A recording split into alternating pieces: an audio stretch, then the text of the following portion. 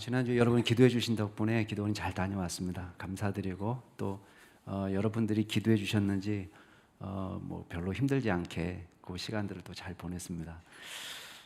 지금 누가복음 우리가 말씀을 보면서 계속해서 우리 제자도에 대한 이야기를 하고 있습니다. 누가복음이 특별히 제자에 대한 이야기를 많이 담고 있는 본문이기는 합니다. 그런데 또 이제 주제별로 이렇게 다루다 보니까 더 꼼꼼하게 저도 그 누가복음의 제자도에 대해서 다시 한번 이렇게 정리할 수 있는 그런 시간을 갖고 있습니다. 우리가 계속해서 보고 있습니다만은 중요한 건 뭐냐면 그리스도의 제자가 된다는 것은 어떤 특별한 사람들에게만 해당되는 게 아니라는 것입니다. 우리가 일단 예수 믿고 구원받았습니다. 우리 갈라디아서에 보면은 너희가 그리스도의 것이면 곧 아브라함의 자녀다. 아브라함의 자손이고 약속대로 유업을 이을 자다 이렇게 얘기했습니다. 그러니까 우리가 그리스도에게 속했다는 것은 옛날 구약 성경대로 하면 이제 아브라함의 자손으로 하나님의 백성이 되었다는 거예요. 그러니까 우리는 새 언약의 백성입니다. 그러니까 신약 시대에는 우리도 혈통적으로는 아브라함과 상관없지만 적어도 뭘 공유하느냐? 믿음을 공유하는 거예요. 그래서 아브라함과 우리는 믿음을 공유하기 때문에 새 언약의 백성이에요. 그래서 약속대로 아브라함이 가나안 땅을 유업으로 받은 것처럼 우리는 하나님의 나라를 유업으로 받는 것입니다. 그러니까 천국은 믿는 사람들의 보편적인 선물입니다. 자, 목사가 가는 천국이 따로 있고 일반 성도님들이 가는 천국이 따로 있습니까? 따로 없어요. 똑같아요. 예외 없어요. 그래서 목회자든 일반 성도님들이든 차이가 있다면 우리가 섬김의 기능적인 차이가 있는 것이지 어떤 신분의 차이가 아닙니다. 그러니까 천국은 보편적인 선물입니다. 마찬가지로 자 그러면 우리가 여러분도 목사나 장로나 일반 성도나 할 것 없이 모두 다 예수 믿는 사람은 천국 갈 수 있습니다. 그러면 다 아멘 이렇게 할 거예요. 근데 마찬가지로 제자로 사는 것도 보편적 의무예요. 그러니까 천국이 차별이 없는 것처럼 제자로 사는 것도 보편적인 의무입니다. 목회자만 그렇게 사는 것이 아니고 수도승만 그렇게 사는 것이 아니라 모든 사람이 제자로 살아갈 때 이게 제자의 길로 따라갈 때 이게 정말 구원의 길이란 말이에요. 그러면 보세요. 제자는 예수님을 따르는 것을 최고의 가치로 두고 사는 것이라 말씀드렸습니다. 그렇죠? 지난주에 우리가 봤을 때 어떤 반대급부를 쫓아서 사는 게 아니에요. 내가 유명한 사람이 되기 위해서 제자가 되는 것도 아닙니다. 또 제자가 되는 것보다 더 시급한 일도 없습니다. 핑계 댈 건 많아요. 아버지 장사 끝난 다음에 제가 또 따르겠습니다. 작별 인사를 하게 허락해 주십시오. 여러 가지 핑계는 많지만 제자로 사는 것이야말로 가장 다급한 일이다. 그리고 제자로 살기 위해서는 뒤를 돌아보면 안 되는 거예요. 앞을 보고 나가는 것입니다. 그래서 철저한 제자도를 우리에게 요구하시는 것입니다. 그러니까 목사나 선교사로 풀타임으로 사역할 수도 있지만 우리의 직업에 상관없이 우리가 있는 곳에서 모두 제자로 사는 것입니다. 그러면 여러분이 이제 질문하겠죠. 목사님, 그러면 제가 일반 직장 생활하면서 어떻게 제자로 살 수 있습니까? 그러니까 주님이 여러분에게 주신 사명은 여러분이 직접 발견해야 됩니다. 그게 복음을 위해서 내가 어떤 일을 할 수 있을까? 일례로 어떤 약사분은요, 자기 약국에 오시는 모든 분들에게 전도지 한 장씩을 나눠주더라고요. 항상 그 비치해 놓고 있어요. 이거 한 예에 불과합니다. 그러니까 이분은 하루 종일 약국 안에만 살아 있어야지만, 약국 안에서만 있어야 되지만, 이분이 하는 일은 그 약국을 드나드는 모든 사람에게 복음을 전하는 일을 하고 있는 거예요. 동네가 다 아는 사람이에요. 자, 오늘 말씀은 구체적으로 우리가 제자도의 실제라고 할 만한 일을 얘기할 겁니다. 구체적으로 따라야 될 지침이 뭐냐? 자, 제자로 살기 위해서 우리가 먼저 중요한 것은요, 좋은 동역자입니다. 그래서 오늘 말씀에 보면 좋은 동역자를 위해서 기도하라고 가르치십니다. 자, 70명의 제자를 파송하는 장면인데요. 자꾸 학자들 중에는 이게 12명을 파송하는 것을 조금 누가의 버전으로 이야기한다 이렇게 말하시는 분도 계시지만 이걸 별개의 사건으로 보는 게 좋습니다. 왜냐하면 지난번에 누가복음 9장 볼 때에 12명의 제자를 파송하는 장면을 이미 보았습니다. 여기는 이제 70명의 제자를 파송하는 장면인데 몇 가지 주목할 만한 게 있습니다. 일단은 70인 제자의 성격이에요. 70인 제자는 누구냐? 예수님의 에이전트입니다. 예수님의 대리인. 예수님께서 70명의 제자들을 당신의 동역자로 일단 부르셨습니다. 1절 말씀 한번 보세요. 1절 거기 보면 같이 한번 읽어볼까요? 시작. 그 후에 주께서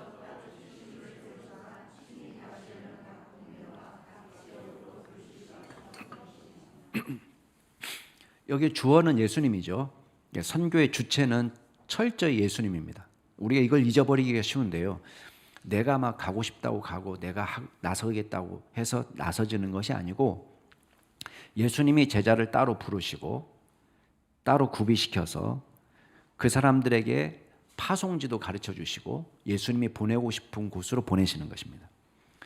그러니까 당연히 이 사람들의 직무는 뭐냐? 예수님이 맡겨주신 일을 하는 것입니다. 내가 하고 싶은 일을 하는 것이 아니고 예수님이 내게 원하시는 일을 하는 것입니다. 이걸 하나님의 일이라고 이야기합니다. 우리 요한복음 묵상 말씀 지난주에 여러분 보셨겠지만 예수님이 말씀하는 하나님의 일은 뭐예요? 우리가 해야 될 하나님의 일은 뭐예요? 거기 보면 요한복음 6장 29절에 보면 하나님께서 보내신 일을 믿는 것. 하나님께서 보내신 분은 누구예요? 예수님이에요. 예수님을 믿는 것을 하나님의 일이라고 이야기했어요. 그러면 우리가 제자로서 해야 될 가장 중요한 것은 먼저 우리가 예수님의 제자가 되는 것이고 두 번째 중요한 것은 우리와 함께 예수 믿도록 하는 것입니다. 다른 사람들이 예수를 믿도록 하는 것이 하나님의 가장 중요한 사명이에요. 이게 가장 큰 사랑입니다. 여러분이 베풀 수 있는 가장 큰 사랑이에요. 밥 해먹이고 빨래해주고 돌봐주고 병간호해주고 그것도 다 중요한 일이지만 그보다 더 중요한 게 뭐냐? 결국은 그분을 예수 믿도록 하는 것이 가장 큰 사랑이에요. 어제 오늘 이야기가 아니잖아요. 그죠? 예. 옛날에는요 부고장이 날아오면 보통 우리 동창들의 어머니 아버지입니다. 지금도 물론 어머니 아버지가 다수입니다. 근데 지금은 간간히 어떤 부고장이 날아오냐면 본인상이 나와요. 본인상. 초, 중, 고등학교 친구들이 한 명씩 갑니다. 여러분 가장 큰 사랑이 뭐냐? 예수를 전해주는 것입니다. 자, 그것이 이제 예수님의 에이전트로서, 예수님의 대리인으로서 감당해야 될 사명인 것입니다. 근데 여기서 주목할 만한 이걸 혼자 할 수 없다는 거예요. 그래서 우리에게 뭐가 필요하냐? 서로 의지할 수 있는 동역자가 필요합니다. 자, 사람들의 관심이요. 행복에 대한 관심이 정말 많습니다. 근데 이 심리학자들이 조사해 보니까요. 언제 가장 행복하냐? 우리가 생각할 때는 돈을 벌고 자기 일에 성취감을 느끼고 사회적으로 성공하고 그러면 행복할 것 같다. 잠깐 기분 좋답니다. 잠깐 기분 좋아요. 근데 금방 마음이 정상 보통대로 돌아온다는 거예요. 처음에는 엄청 좋았는데 금방 보통대로 돌아오고 결국은 우리 마음에 지속적인 행복감을 느끼는 것은 뭐냐면 행복감에서 가장 중요한 것은 사람이에요. 사람. 그래서 옆에 아주 친한 친구가 있든지 항상 한 5사람 이상 정도하고 같이 어울려서 있으면은 이 사람의 행복감이 올라간답니다. 근데 지금 코로나19 때문에 가장 미치는 건 뭐냐면 4명 이상 모이지 마라. 6명 이상 모이지 마라. 이게 사람을 미치게 하는 거예요. 고독감. 어디 가서 얘기할 사람도 없는 거예요. 이게 사람을 미치게 하는 거거든요. 근데 행복감을 올려주기 위해서 가장 중요한 게 사람이다. 목사님 그런 사람 어디서 찾습니까? 다 뾰족뾰족 해가지고 찌르는 사람밖에 없는데 자 그래도 어디가 제일 안전합니까? 여러분? 교회가 제일 안전한 것 같아요. 제가 볼 때는. 교회에서 만난 사람이 제일 착하잖아요. 여러분 생각 어떻습니까? 물론 이상한 사람들 있죠. 지난주에도 말했지만 교회는 응급실 같잖아요. 응급실. 그러니까 약간 피 흘리고 고름나고 그런 사람들도 있습니다. 깨깨 소리 지르고 나 좀 보라고, 나 좀 고쳐달라고 그런 사람도 물론 교회 안에 있습니다. 그렇지만 그래도 제일 안전한 곳이 교회인 것 같아요. 교회는 그래도 사람 함부로 막 대하거나 막 노골적으로 막 비방하고 욕하고 그런 사람 좀 적지 않아요? 사회적으로, 사회에서보다는. 왜 이렇게 반응이 시원치 않으세요? 사회는 너무 각박해요, 진짜. 정말 뾰족뾰족합니다. 찌를 것 같아요. 근데 그래도 제일 안전합니다, 교회가. 여러분, 예수님이 둘씩 짝을 지어서 보내는 거예요. 여러분, 이 모습을 보시면서 어떤 생각이 듭니까? 왜 예수님이 하필이면 둘씩 짝을 지어서 보내셨을까? 물론 둘이라는 숫자가 갖는 의미도 있습니다. 유대 사회에서는 증인으로서 최소한의 조건을 갖추려면 2명의 증인이 있어야 됩니다. 한 명만 말하면 이거 진짜인지 거짓말인지 모르는데 한 명이 더 있으면 그건 믿을 만한 증언이다 인정받습니다. 법정에서. 2명 이상의 증인. 뭐 그것도 의미가 있습니다. 그러나 저는 그것보다 더 본질적인 의미가 있다고 생각합니다. 그게 뭐냐? 하나님의 일은요, 혼자 할 수 없어요. 비효율적입니다. 잘 생각해 보세요. 분명히 예수님이 아까 뭐라고 얘기하셨냐면, 이제 좀 이따 보겠지만, 추수할 것은 많지만 일꾼이 적다 이렇게 말했습니다. 그리고 이 파송을 할 때에 파송 장소는 예수님이 친히 가시려는 장소로 미리 보낸 것입니다. 근데 보세요. 만약에 70명을 한 명씩 보냈다. 따로따로 한 명씩 보내면은 몇 군데 보낼 수 있습니까? 70곳에 보낼 수 있어요. 근데 이게 2명씩 짝을 지으면 절반으로 확 줍니다. 35곳밖에 보낼 수가 없어요. 예수님은 안타까우면서 야, 추수할 것은 많은데 추수할 일꾼이 적다. 이렇게 이야기하면 보다 더 효율적으로라면 더 많이 보낼 수 있는 방법을 택하면 됩니다. 근데도 불구하고 꼭 둘씩이라고 이야기하면 뭐 셋씩은 안 되냐? 셋씩이면 더 좋겠어요. 근데 둘씩이라는 것은 최소한의 조건이에요. 그러면서 비효율적으로 보이는데 아니 일꾼이 적은데 이렇게 비효율적으로 낭비하는 거 아니에요. 예수님에게는 이게 가장 중요한 거예요. 둘씩 짝을 지어서 서로 의지하고 협력하도록 만드셨습니다. 합력할 때 더 효율적으로 일할 수 있는 것입니다. 복음 전도를 위한 최소한의 장치입니다. 전도서 4장에 보면 한 사람이면 패하겠거니와 두 사람이면 맞설 수 있나니 세 겹줄이면 쉽게 끊어지지 않는다 그랬습니다. 한 사람은 질 수밖에 없고 두 사람은 이제 맞서 볼 만하다.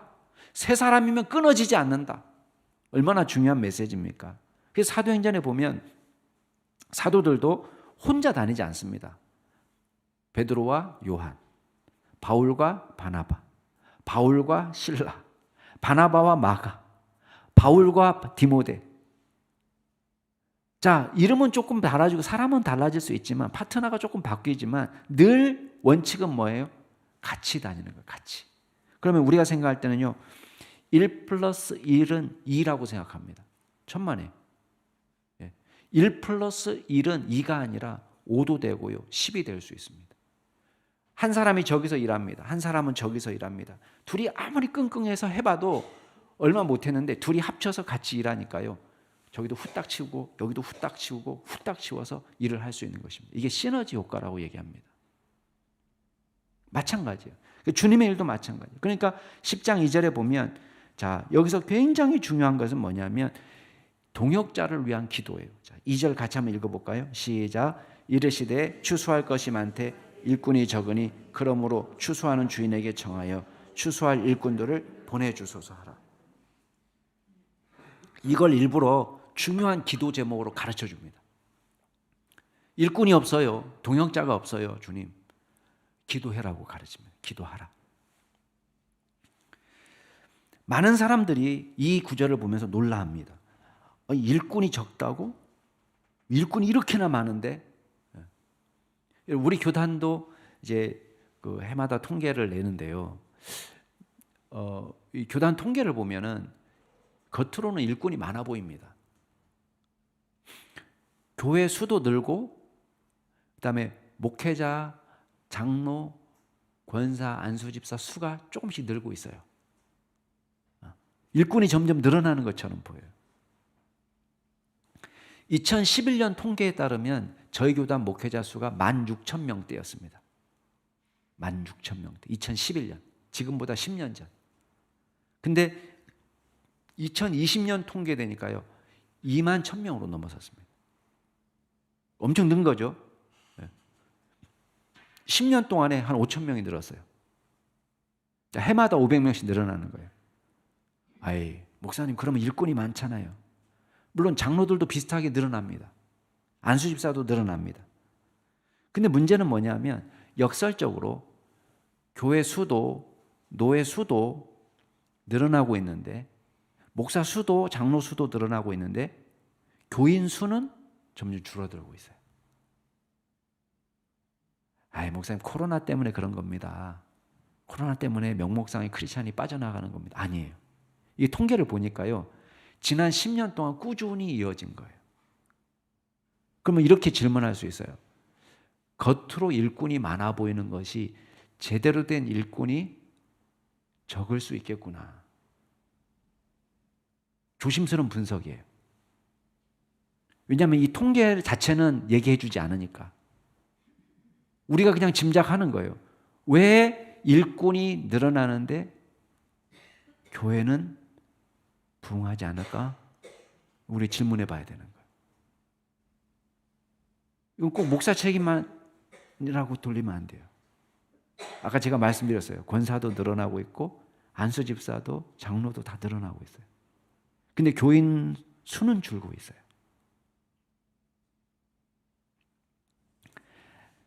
그럼 두 번째 진단이 가능하죠. 일꾼은 그러면 많지 않은가? 아이, 목사님 예수님 때보다는 추수할 것이 적어진 것 같아요. 이렇게 진단할 수 있잖아요. 그죠? 추수할 것이 적어졌어요. 곡식이 별로 없는 것 같아요. 다 마음이 완악하고 막 딱딱해가지고 변화되지 않을 것 같아요. 꼭 그런 것 같지는 않습니다. 물론 복음의 환경이 어렵고 복음의 역사가 나타나지 않는 것 같은 느낌을 받지만 이건 어느 시대나 마찬가지였습니다. 예수님 당시에 가버나움, 벳세다, 고라신 이따가 나오겠지만 다 마찬가지였습니다. 근데도 예수님은 추수할 것은 많다 이렇게 말했습니다.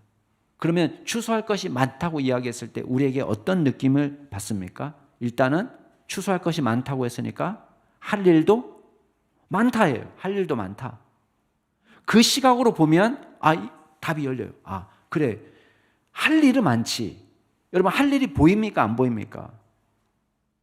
복음을 위해서 할 일이 보여요? 안 보여요? 할 일은 많습니다.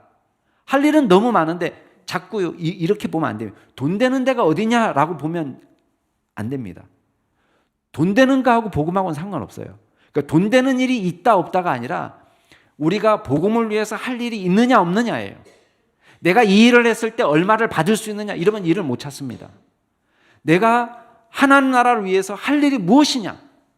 내가 지금 할 수 있는 일이 뭐냐? 여러분이 부족함을 느끼는 그것이 할 일이에요. 여러분이 아쉬워요. 우리 교회 이거 있었으면 좋겠다. 그게 여러분의 할 일이에요. 다른 사람 눈에 안 보이지만 여러분 눈에 보이게끔 하시는 하나님이 계신 거예요. 그러면 우리 교회 이게 있었으면 좋겠다. 그 일을 하시면 됩니다. 또 추수할 것이 많다. 그 의미는 뭐예요? 일이 다급하다는 거예요. 여러분 농사 지어보신 분들은 알죠?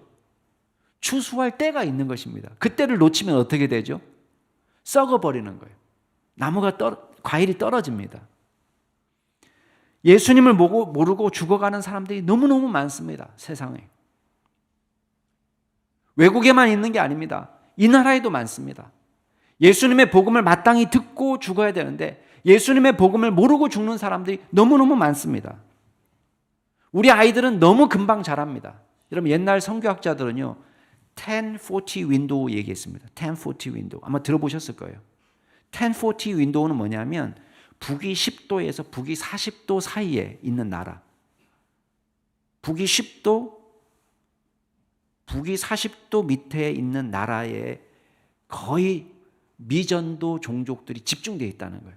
아직까지 한 번도 세상 태어나서 복음을 들어보지 못한 부족들이 살아가는 그곳이 지도를 딱 펴놓고 북위 10도에서 40도 안에 여기에 몰려 있다는 거예요. 그래서 선교학자들이 이쪽의 미정도 종족을 집중적으로 우리가 공략해서 복음을 전하면 우리가 효율적으로 복음을 전할 수 있을 것이다. 이렇게 생각하고 1040 윈도우에 사역을 집중하자. 이렇게 해서 한동안 달려왔습니다. 근데 지금은 어떤 얘기가 나오냐면요. 414 windows라는 말을 합니다. 414 windows가 뭐냐? 4살짜리에서 14살짜리. 요때 4살짜리에서 14살짜리. 이때 인간이 형성될 때요. 꿈도 갖고 인격과 또 배움과 가장 뇌가 말랑말랑하고 받아들이기 쉬울 요때. 요때에 이 아이들에게 집중적으로 복음을 전하지 않으면 그 다음엔 너무 힘들어진다는 거예요. 그래서 414 windows를 얘기합니다. 다급하죠. 여러분 이게 외국에서 나온 이론이니까요. 만 나이예요. 만 4살 나이면 몇 학년 몇 살입니까? 6세 반 유치원 6세 반에서 14는 뭐냐 중3까지 요때가 가장 중요한 시기라는 거예요. 저도 이거 동감합니다. 저도 교육부서 해보니까요. 고등부 청년부만 가도 약간 늦은 감이 있어요. 너무 애들이 바빠요. 그때는. 요새는 다 바빠요. 언제 제일 좋냐? 아동부 유치부 아동부 이때가 가장 좋을 때예요. 근데 애들은 이 시간을 기다려주지 않아요. 그때 우리가 집중적으로 복음을 전해주고 은혜 받게 하지 못하면 그 다음부터는 좀 더 힘들어져요. 안 된다는 건 아닙니다. 예수님 안에서 안 되는 게 어디 있습니까? 그렇지만 어렵다는 거예요. 그만큼 더 많은 에너지를 집어넣어야 돼요. 그렇기 때문에 여러분 보세요. 우리에게 2가지 사명이 있습니다. 우리가 중요한 추수하는 사명, 추수꾼이 돼야 되고요. 2번째는 함께 일할 동역자를 주시도록 기도해야 됩니다. 주님, 추수할 일꾼이 부족합니다.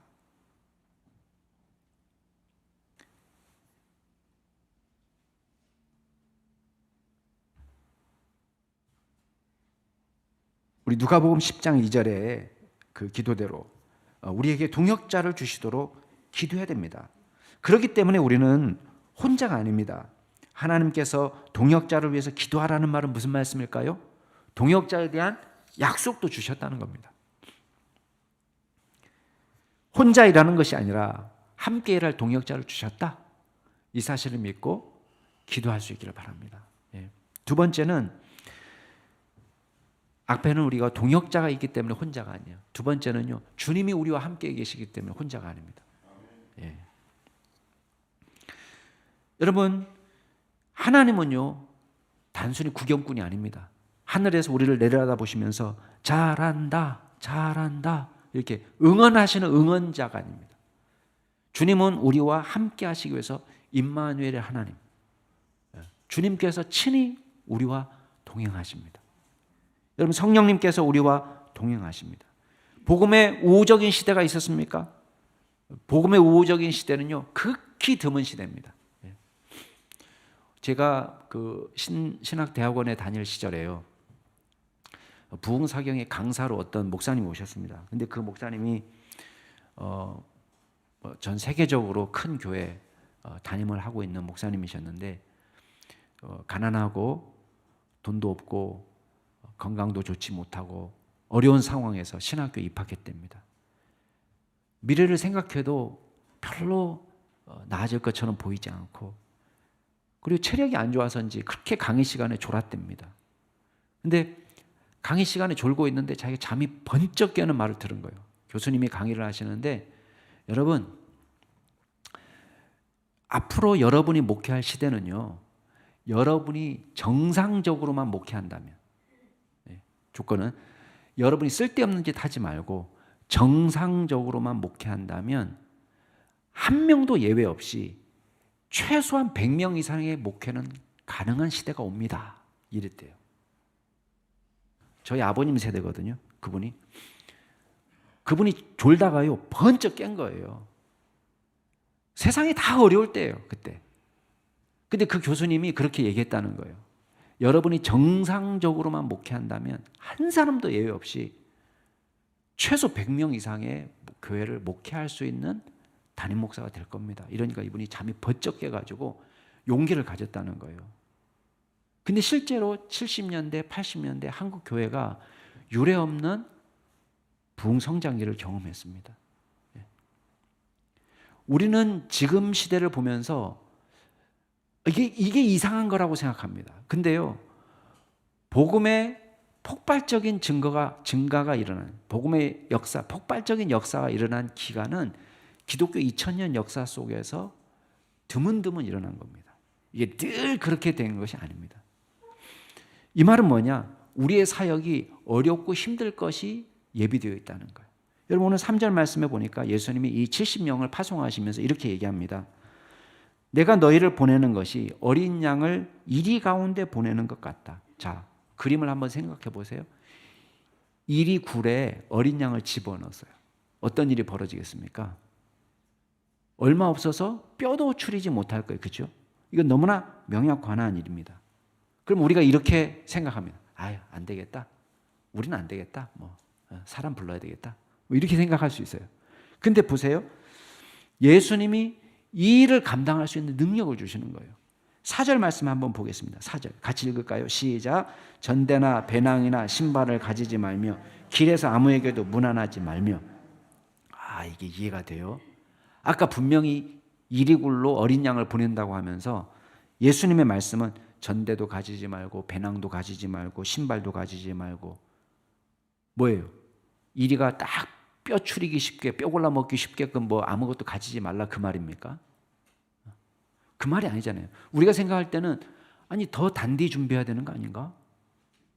상황이 어렵다는데 더 준비를 잘해야 되는 거 아닌가?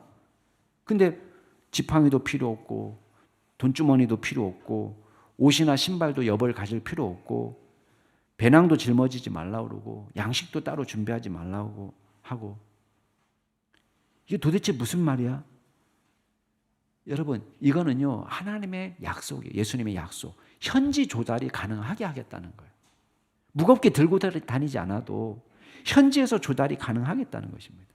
여러분, 오해하면 안 됩니다. 이 말을 잘못 해석해가지고 오늘날 선교 지망생이나 또 사역을 준비하는 사람이 어차피 하나님 다 준비하시니까 괜찮아, 그냥 가도 돼. 파송교회도 없이 선교사 훈련도 없이 생존 훈련도 받지 않고 언어 훈련도 받지 않고 괜찮아, 복음을 전할 때 하나님 함께 하시니까 말 그냥 대충 해도 돼, 안 배워도 돼, 이런 뜻이 아닙니다. 오해하지 마세요. 단디 준비해야 됩니다. 선교사 훈련 열심히 받아야 되고 언어 훈련 열심히 받아야 되고 생존 훈련 열심히 받아야 되고 파송교회도 단단하게 만들어야 되고 다 준비해야 됩니다. 그러나 여기서 중요한 얘기는 뭐예요? 예수님이 이 70인 제자를 파송하면서 얘기하는 거예요. 현지에서 얼마든지 필요한 것들은 공급해 주시겠다는 거예요. 또 한 가지 중요한 게 있습니다. 4절 끝에 보면 길에서 아무에게도 문안하지 말라. 그 말은요, 건방지게 행동해도 된다, 인사 안 해도 된다, 무례해도 된다, 그런 뜻이 아닙니다. 매우 다급한 일이기 때문에 길거리에서 노닥거리지 말라는 거예요. 여기에 온 힘을 기울이고 온 에너지를 집중하라는 거예요. 그러면 나머지는 예수님이 책임져 주신다 그겁니다. 사역의 성패도 예수님께 달려있고 필요한 영혼도 만나게 하시겠다는 거예요. 약속에 보면 5절 말씀해 보세요. 5절 6절 같이 한번 읽어볼까요? 시작. 어느 집에 들어가든지 먼저 말하되 이 집이 평안할지어다 하라. 만일 평안을 받을 사람이 거기 있으면 너희의 평안이 그에게 머물 것이요 그렇지 않으면 너희에게 돌아오리라. 목사님, 그 사람한테 평안을 빌면 그 사람이 평안을 받을 만한 자격이 있는 사람인지 없는 사람인지 어떻게 알겠습니까? 우리식으로 얘기하면 그 사람 예수 믿을 사람인지 안 믿을 사람인지 어떻게 압니까? 그건 우리의 비즈니스가 아니에요. 우리의 일이 아닙니다. 우리는 어느 곳에 가든지 그 사람에게 평안을 빌어주는 거예요. 평안으로 문안하는 것입니다. 그러면 어떤 일이 벌어지느냐? 반드시 제자들을 영접할 만한 평안의 아들이 있다는 거예요. 평안의 아들. 만약에 영접하지 않으면 어떤 일이 벌어집니까? 그 빌어준 평안이 누구한테 돌아온다는 거예요? 우리한테 돌아온다는 거예요. 그러니까 복음은 결실이 있든지 없든지 남는 장사예요. 복음 전도자는요, 무조건 복을 받는 장사입니다. 왜? 복음을 받아들이는 사람이 있으면 그 사람에게 복음이 임하기 때문에 기쁜 일이고, 그 사람이 복음을 거부하고 평안을 거부하면 그 평안이 우리에게 오기 때문에 기쁜 일입니다. 그러니까 제자들은요, 자, 우리는 자꾸만 결과에 연연해 하지만 결과는 중요하잖아요. 더 중요한 건 뭐냐? 우리가 그 일을 하고 있을 때 하나님 기뻐하신다는 거예요. 그래서 이 사도행전에 보면 사도들이 복음을 전하다가 능욕을 받았습니다. 그랬더니 어떤 장면이 나오는지 아세요? 사도들은 그 이름을 위하여, 예수 이름을 위하여 능욕받는 일에 합당한 자로 여김을 받고 여기심을 기뻐했다 그랬습니다. 야, 내가 예수님 때문에 욕먹다니 진짜 기쁜 일이다. 왜? 이게 진짜 복이라는 것을 알았기 때문입니다.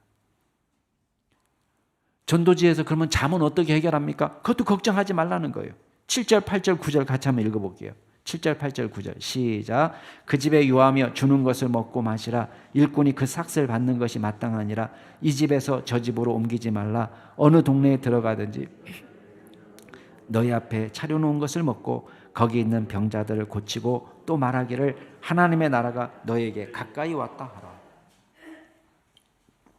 평안을 빌었을 때에 영접하는 가정이 있다는 것입니다. 그러면 그 집에서 계속 숙식 문제를 해결해라. 미안하지 않습니까? 예수님이 야, 일꾼이 그 싹스를 받는 건 너무 당연해. 아니, 싹스는 뭐 제가 이 집에서 주는 건데 그게 좋은 일입니까? 걱정하지 말라는. 이 집의 복은 또 누가 책임져 주시는 거예요? 예수님이 책임져 주는 거예요. 아, 그래도 하루 이틀만 묵어야 여기서 계속 묵으면은 너무 신세를 많이 지는 거 아닐까요? 아니야, 그냥 거기 계속 있어. 너무 미안해서요. 너 자꾸 이 집 저 집 옮겨 다니려면 어떻게 해야 돼? 오늘 어디서 잘까? 어디서 오늘 잘까? 너 그것 때문에 일 못 하는 거야. 그냥 그 사람이 숙식 제공할 때 그냥 아멘, 그럼 받아. 그것 때문에 걱정하지 마라. 집중하도록 합니다. 집중하도록. 자, 포커스가 어디에 있는지 아시죠? 그죠? 복음을 위해서 집중할 수 있도록. 이 집 저 집 옮겨 다니다 보면요, 어떤 일도 벌어지겠어요? 경쟁이 생기는 거야. 저 집은 뭐 줬대? 미역국 줬대?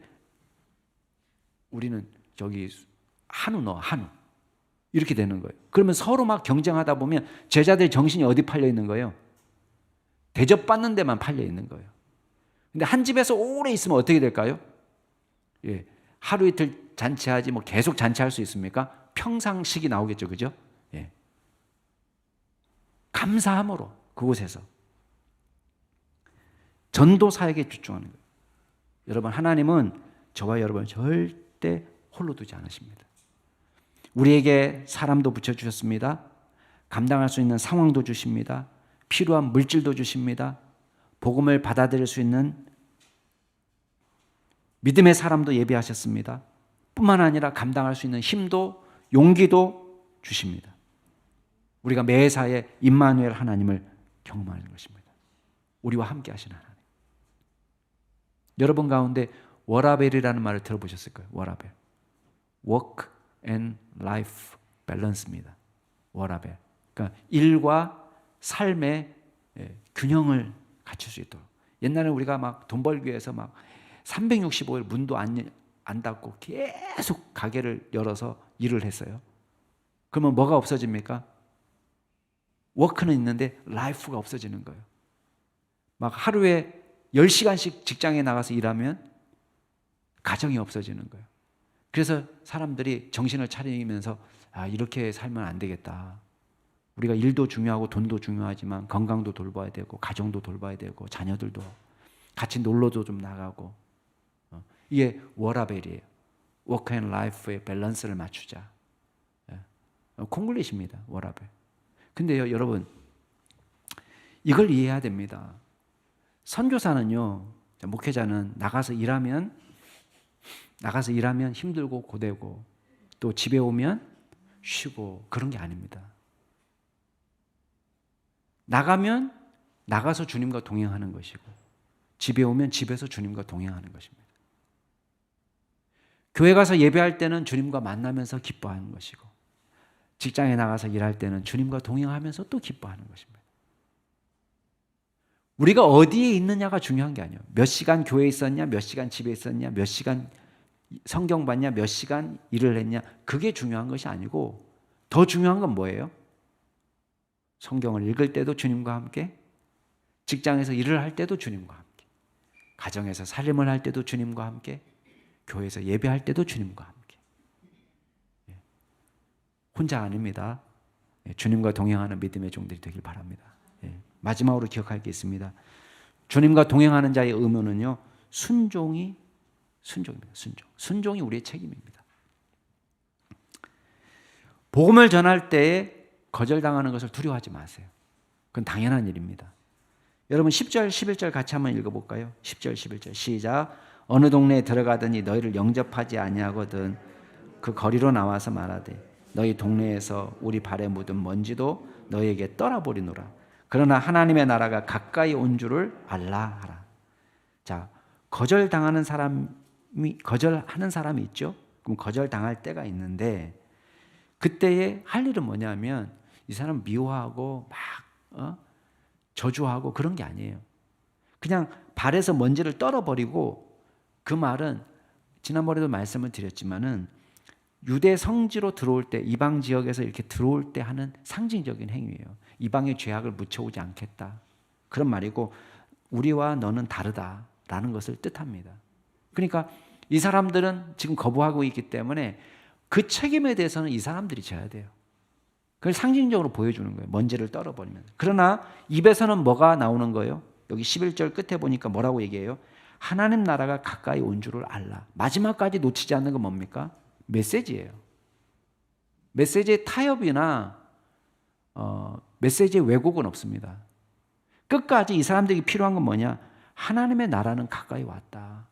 여러분이 원든 원치 않든 진리는 변함없다. 사람들은 다 이렇게 얘기해요. 아이, 심판도 없을 거고, 아이, 뭐 죽으면 걸로 끝일 거야. 아이, 지옥이 어디 있어? 심판이 어디 있어? 형벌이 어디 있어? 그냥 잘 먹고 잘 살다가 그냥 오래 살다가 죽으면 돼. 이건 본인의 기대예요. 기대. 내 기대대로 되는 게 아닙니다. 하나님의 말씀대로 되는 것입니다. 자꾸 이렇게 생각하니까요. 아이, 그냥 뭐 인생 뭐 있어? 그냥 즐겁게 살아 그냥. 이렇게 생각하니까요. 기독교는, 종교는 그냥 액세서리에 불과해요. 아, 그래 뭐 교양인으로 그냥 종교 하나는 그래도 있어야지. 힘들 때 기도 좀 하고. 액세서리, 종교. 이런 사람들이 늘 입에 달고 다니는 말이 있습니다. 야, 교회 너무 빠지지 마라. 너무 빠지지 마라, 교회. 이 입에 달고 살아요. 여러분, 우리 자녀한테는 제가 그렇게 안 합니다. 야, 인생 뭐 있냐, 그냥. 저는요, 확 절었으면 좋겠어요. 확 빠졌으면 좋겠어요. 왜? 이게 진리니까. 이게 유일한 살 길이니까.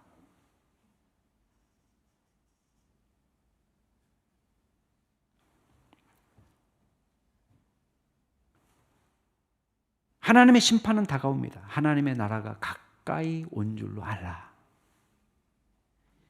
그 사람들이 좋아하든 싫어하든지 얘기해 주는 거예요. 하나님 나라가 가까이 왔다. 심판은 가까이 왔다. 거부해도 상관없습니다. 이 거부는요, 결국은요, 우리에 대한 거부가 아니에요. 결국은 예수님을 거부하는 거고, 예수님이 뭐라고 얘기냐면 예수님을 거부하는 거고 하나님을 거부하는 거라 이렇게 가르칩니다. 그러면서 13절에 보세요. 갑자기 예수님이 말씀을 거부한 동네의 운명을 내다보시면서 한탄하십니다. 고라신, 이거 다 동네 이름이거든요. 화 있을진저 고라시나, 화 있을진저 벳세다야, 다 동네 이름이에요. 너에게 행한 모든 권능을 두로와 시돈에서 행했다라면, 두로와 시돈도 동네 이름입니다. 벌써 베옷을 입고 재에 앉아 회개하였으리라. 심판 때에 두로와 시돈이 너희보다 견디기 쉬우리라. 왜 이 얘기합니까? 여러분, 고라신, 벳세다, 이따가 나오면 가버나움, 다 비슷한 동네예요. 여기가 예수님의 주 활동 무대였어요. 가장 많은 기적이 일어났습니다. 5,000명이 보리떡 5개와 물고기 2마리로 먹었습니다. 귀신이 쫓겨나가고 병자가 고침을 받고 죽은 자가 살아나고 다 이 동네에서 일어난 일입니다. 물이 포도주가 되고 다 이 동네예요. 근데 이 동네에서 누구보다도 사랑을 갖고 복음을 전하고 그 많은 기적이 일어났지만 사람들이 변화되지 않는 것입니다.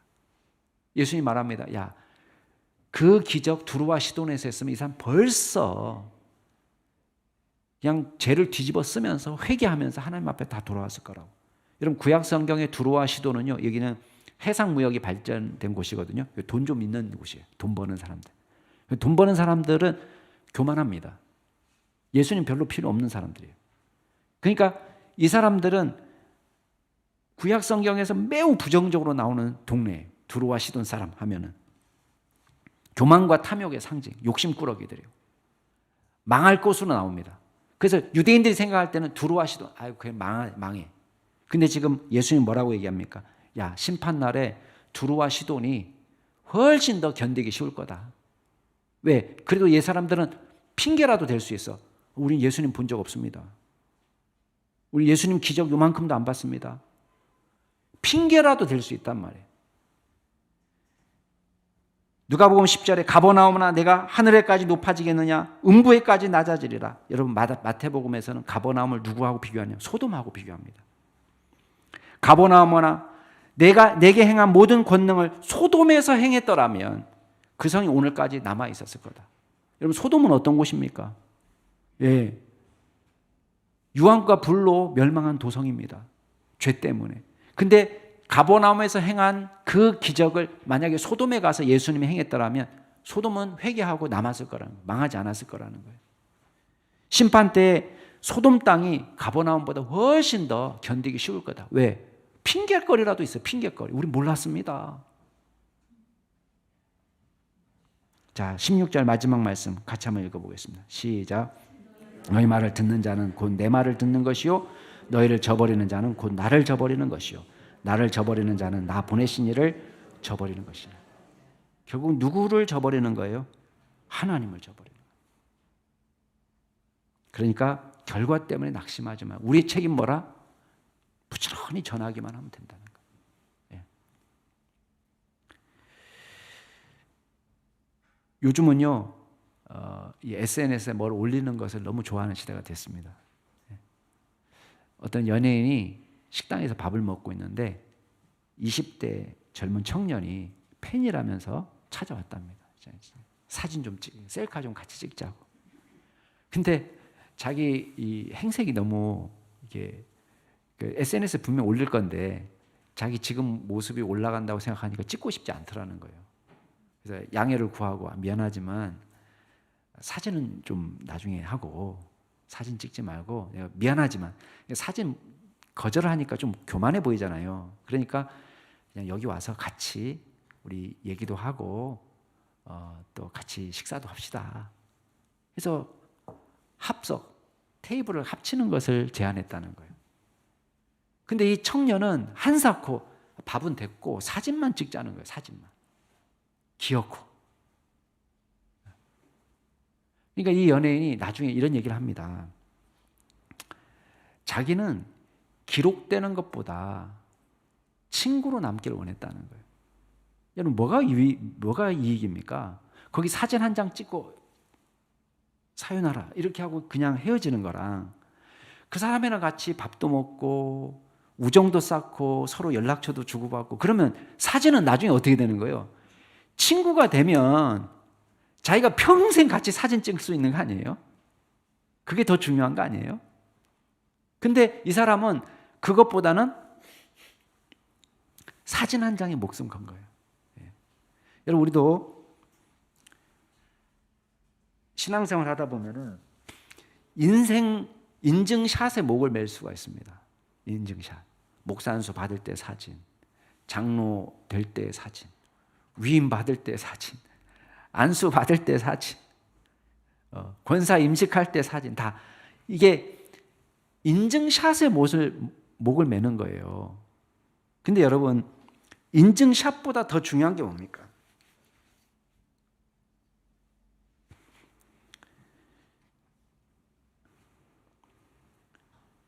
진짜 행복을 말하는 것은 우리가 주님과 동행하는 추억입니다.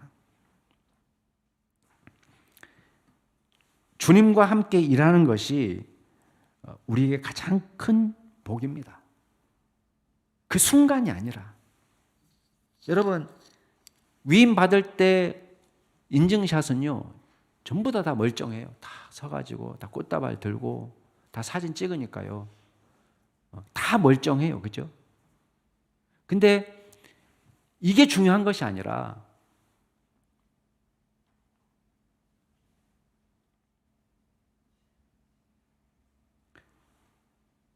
주님을 위해서 걸어가는 그 과정이 더 중요한 것입니다. 그러면요, 만약에 우리가 주님과 동행하는, 주님과 사역하는 삶을 만약에 카메라로 찍는다고 생각해 보세요. 동영상을 찍는다고 생각해 보세요. 그리고 그 동영상을 중간중간 정지시켜 본다고 생각해 보시기 바랍니다. 그러면 사진이 어떻게 될까요? 여러분, 위임식 사진은요, 우아합니다. 꽃다발 들고 웃으면서 찍을 수 있어요. 근데 동행하는 사진 이렇게 될 수 있어요. 막 이런 사진이 될 수 있어요. 이런 사진. 이런 사진 될 수 있어요. 사진만 보면은. 그렇죠? 막 힘들게 일하는데 이런 사진 나와요. 이런 사진. 온갖 일그러진 사진.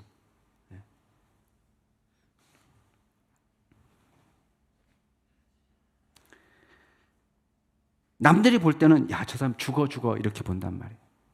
그렇지만 그 사진을 합해 놓고 보면 뭐가 만들어지는 것입니까? 단순한 인증샷이 아니라 주님과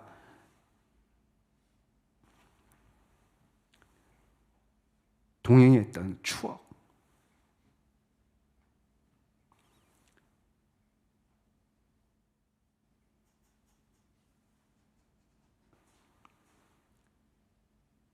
주님과 함께하는 스토리가 만들어지는 것입니다.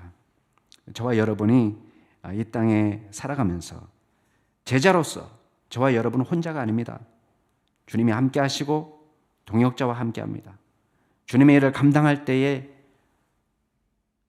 좋은 포주, 좋은 장소, 좋은 시간, 좋은 표정으로 사진을 못 찍을 수 있지만 그 과정 모든 순간순간이 주님과 동행하는 추억의 장소고 추억의 시간이고 주님과 동행하는 아름다운 기억의 현장이 될 때에 저와 여러분이 제자로서 이 땅에서도 행복하고 하늘의 놀라운 상급을 받게 될 줄로 믿습니다.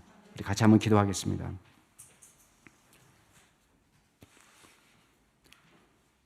주님의 이름을 찬양하고 감사드립니다. 부족한 저희들을 홀로 두지 아니하시고 주님의 귀한 동행을 경험하게 하시고 주님께서 예비하신 믿음의 사람들을 만나게 하시고 주님께서 예비하신 영혼들을 만날 수 있도록 도와주신 은혜 감사드립니다. 주님과 동행하는 자의 기쁨으로 충만함을 누리고 이 땅에 살아갈 때에 우리가 순간순간 어려운 길을 걸을지라도 주님과 아름다운 추억을 만들며 전진해 나가는 믿음의 종들이 다 될 수 있도록 도와주옵소서. 감사드리며 모든 말씀 예수 그리스도의 이름으로 기도드렸습니다. 아멘.